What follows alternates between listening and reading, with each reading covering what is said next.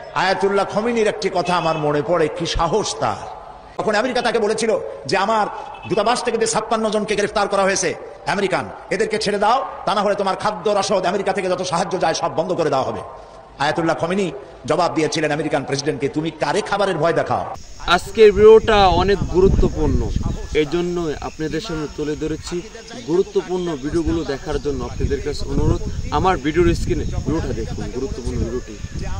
Ayatollah খমিনীর একটি কথা আমার মনে পড়ে, কি সাহস তার। ইমান আকীদা যাই থাকুক, আকীদার প্রশ্নে আমরা আপোষ করব না, কিন্তু এই কথাটা তো বলতেই পারি।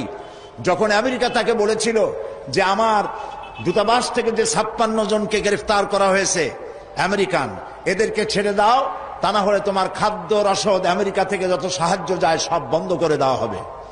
আয়াতুল্লাহ খমিনী জবাব দিয়েছিলেন আমেরিকান প্রেসিডেন্টকে, তুমি কারে খাবারের ভয় দেখাও।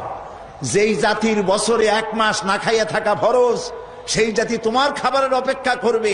তোমার মতো কাফেরদের খাবারের কোনো পরোয়া আমরা করি না। মুসলমানেরা যখন ঐক্যবদ্ধ হয়েছিলেন, আল্লাহ তাদেরকে বিজয় দান করেছিলেন সেখানে।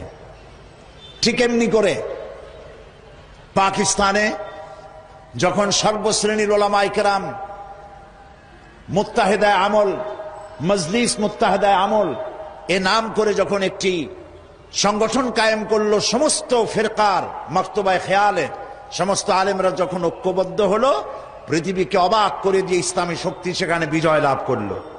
ঠিক অনুরূপ ভাবে বাংলাদেশ বিগত সরকার এইখানে অত্যাচার করেছে আলেমদের উপরে, এবং সবচাইতে বেশি দুশ্মনী করেছে তারা আলেমদের সাথে। আলেমরা ছিল তাদের জীবনের দুশ্মন।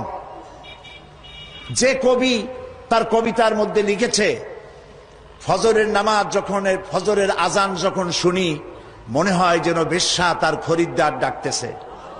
নাউজুবিল্লাহ।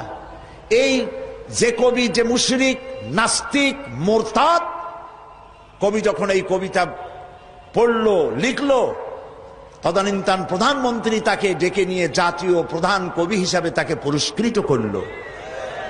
আর যে লোকটি হাদিস পড়ালো, 50 বছর ধরে হাদিসের ছাত্র বানালো দেশ জুড়ে, সেই শাইখুল হাদিসকে গ্রেফতার করে চোর আর ডাকাতদের মধ্যে রেখে দিল।